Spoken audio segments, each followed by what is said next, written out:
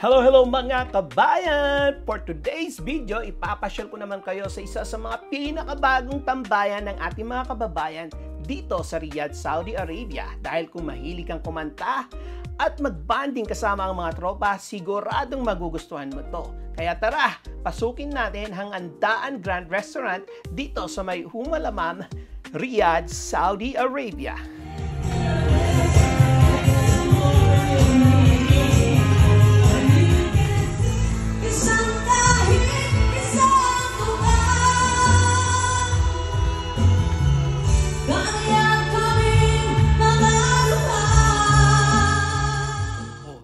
Pasample pa lang yan ha, kaya tara, ituloy na natin ang ating vlog.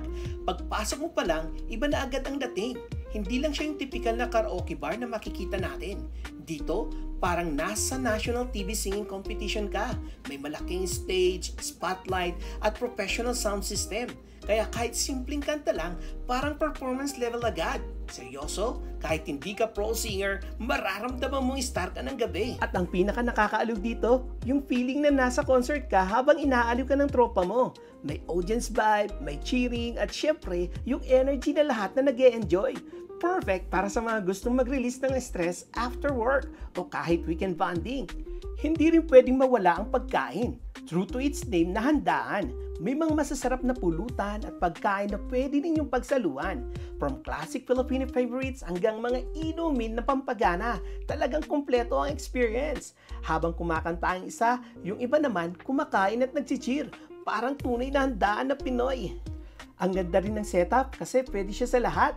Barkada night out, family celebration, o kahit office party. Imagine mo yung boss mo biglang kumanta ng OPM love song. Epic, di ba? Yung mga ganitong moments, dito mo lang yan ma-experience. Isa pa sa nagustuhan ko dito, yung vibe na parang nasa Pinas ka lang. Yung kantahan, tawanan, at kwentuhan habang may good food at good music. Lalo na para sa mga OFW. Malaking bagay yon na makahanap ka ng lugar na nagbibigay ng home vibes kahit malayo ka.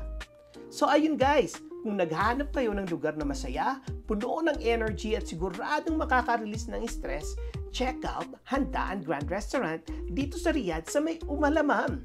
Hindi lang siya karaoke, isa siyang experience na parang concert at handaan na pinagsama. At ng panghuli, kaya nagustuhan ko ang Handaan Grand Restaurant ay dahil napakalawak ng kanilang parking area. At ang higit sa lahat, napaka-friendly ng atmosphere at ang babait ng mga host. Talagang meron silang mga audience connection na talagang babalik-balikan mo. Oops! At dahil dyan, hanggang dito muna ang ating vlog ha. This is Makoy Greco. Please don't forget to like, share, and subscribe para updated kayo sa iba pang mga spots dito sa Riyadh. Kita-kits sa susunod na vlog at baka malay mo, sabay pa tayong kumanta sa stage ng handaan sa susunod. Tara, mic check na tayo!